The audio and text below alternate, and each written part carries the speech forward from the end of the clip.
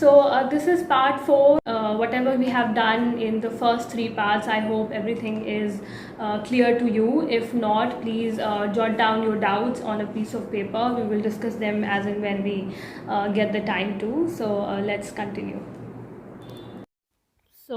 In the previous chapter, we talked about the caste system and the jatis, how the four varnas were decided by the Brahmins in the text of Dharma Shastras and Dharma Sutras. We will carry on from that same subtopic, that is the social differences. And the next part in this social differences is beyond the four varnas, that is integration. Now, it is very important for us to understand that Indian subcontinent, when I say subcontinent, it is not just India as in the present day. We are not talking about the political boundaries right now. We are talking about Indian subcontinent as a geographical area, which not only includes today's India, but Pakistan, Afghanistan, Bangladesh, Nepal, etc., etc. So the entire Indian subcontinent, since it is huge in land area, so it also has a lot of diversity that exists in the Indian subcontinent, and the populations have practiced so many different kind of social rituals which were not influenced by the Brahminical ideas. I have already told you that Brahmins did not, even though they wanted to impose their structure of four varna system on the entire Indian subcontinent, but it was not practically possible, and therefore there were some populations in different parts of Indian subcontinent which used to have different social practices as compared to what was being popularized by Brahmins. So the Sanskritic text which have been written or composed by these Brahmins, they used to suggest that such populations were odd and they were uncivilized because they were not following a system that was made by them, and they therefore designated them as animal like. And the examples of these are like forest dwellers, the tribal groups who were flourishing on hunting and gathering, and they did not have a proper agriculture system. So these forest dwellers again came into a category of odd and uncivilized by the Brahmins. Apart from that, there was a category of Nishad. These Nishad, again, you must have heard the story of Eklavya. Now, Dronacharya was the guru of Arjun, the Pandavas. So, Dronacharya had promised Arjun that he would train him such that Arjun would become the most popular archer of his time. So, once upon a time, these Pandavas were venturing in the forest with their guru and they came across Eklavya. So the dog, this is a story actually. So the dog of Pandavas were wandering and it came across Eklavya. And since Eklavya belonged to a lowly class, he was a Nishad. So the dog started barking. And Eklavya, he had accepted Dronacharya as his king. So in the past, Eklavya had gone to Dronacharya and requested him to teach him the art of archery.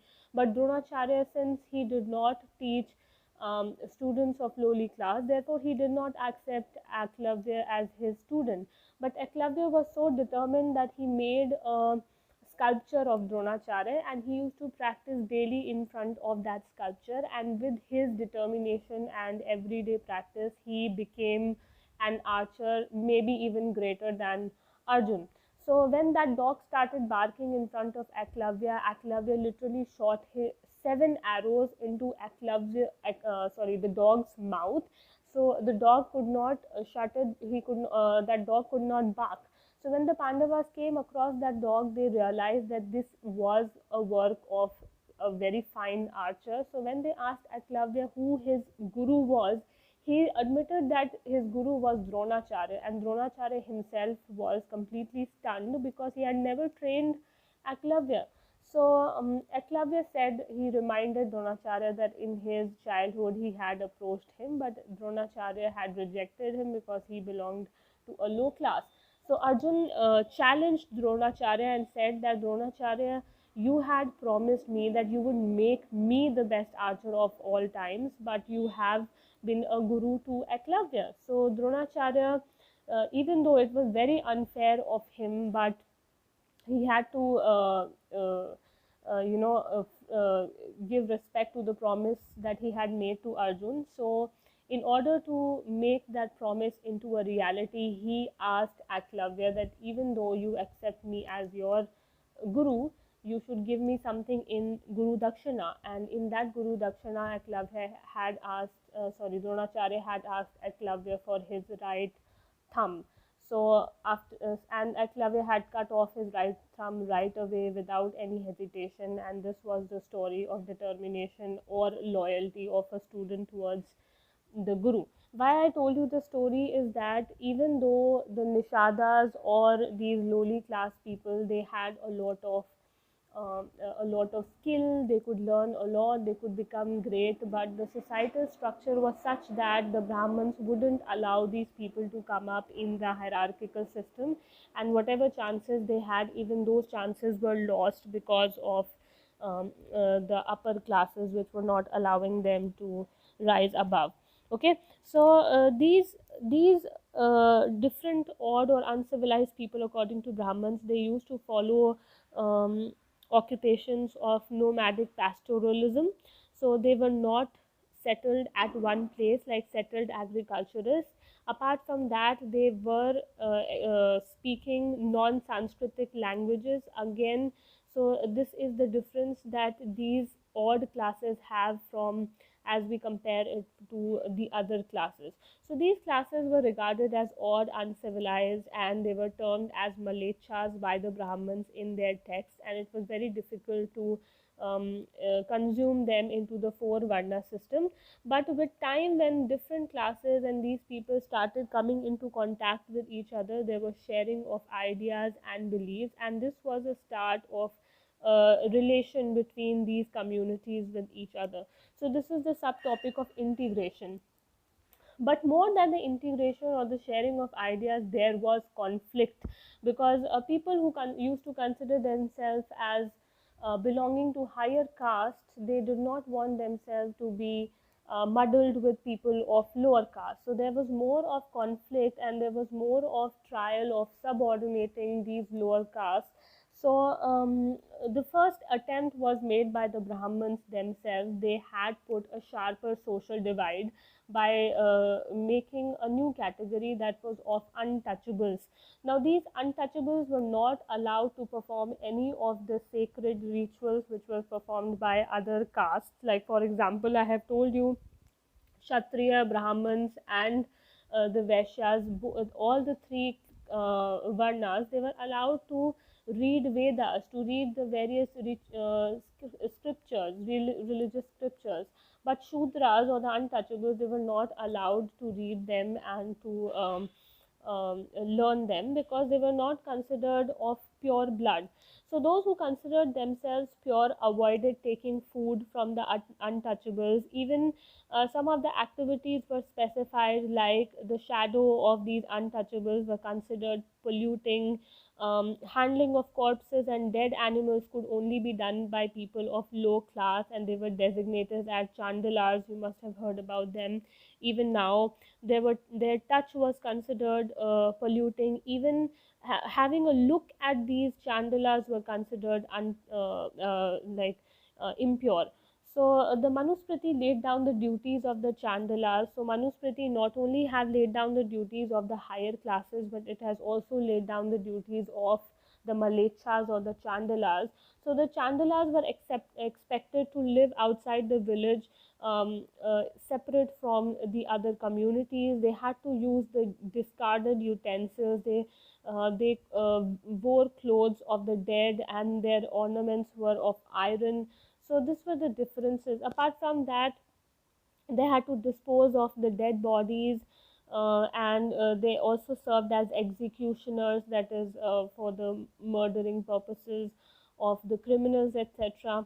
So all this information has also been repeated by other, obviously it has been given by the Manusmriti, etc. But apart from them, this information has also been given by the Chinese Buddhist monks first Buddhist monk is Fahian, and Fahian, it is not given in the book, but he had visited India during the time of Chandragupta II, and he had stayed here for 5 years, and he again had written in his scripture or in his text that untouchables had to beat a drum when they were entering the villages, so that all other people from different communities can go inside their houses to avoid the shadow of these polluted people.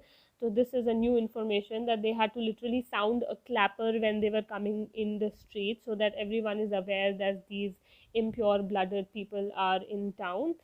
Next Buddhist pilgrim was Fahian, and Fahian came during the time of the great king Harshvardhan, and he again said that executioners and scavengers, they were considered to be of lowly, very low class and polluting, and they were forced to live outside the cities.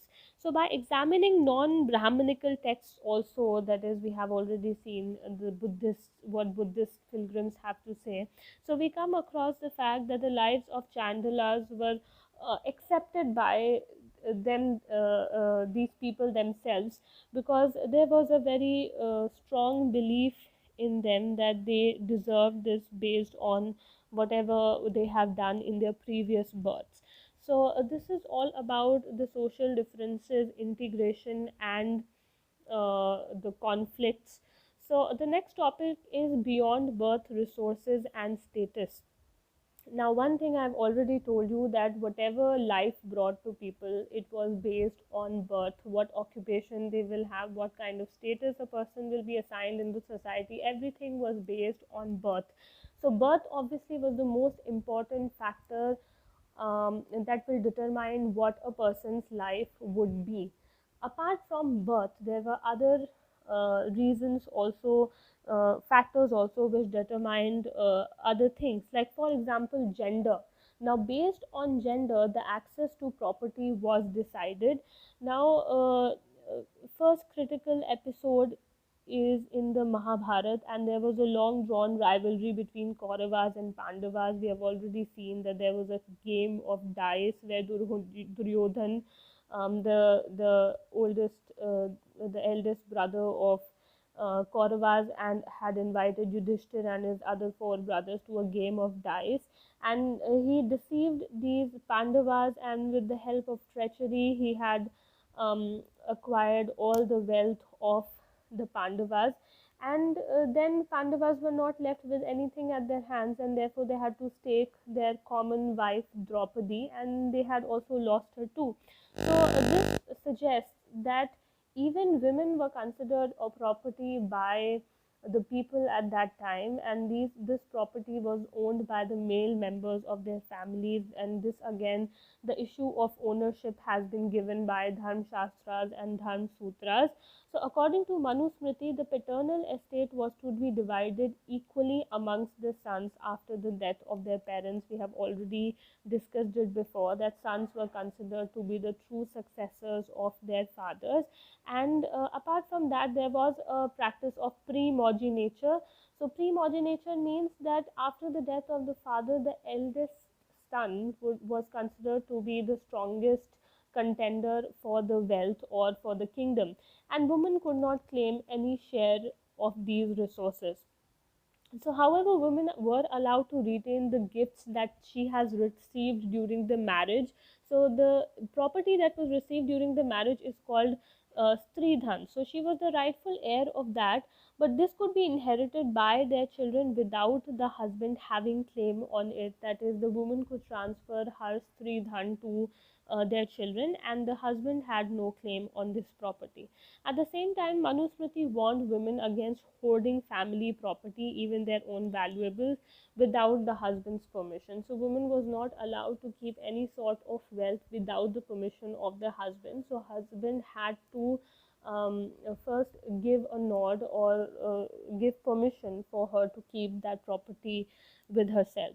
So, apart from that, we have also read, I think previously, that Vakataka King Prabhavati Gupta's example, that even though women were not allowed to become rulers, but we again have exceptions. Like there was an exception of Vakataka Queen Prabhavati Gupta, who was the daughter of Chandragupta II.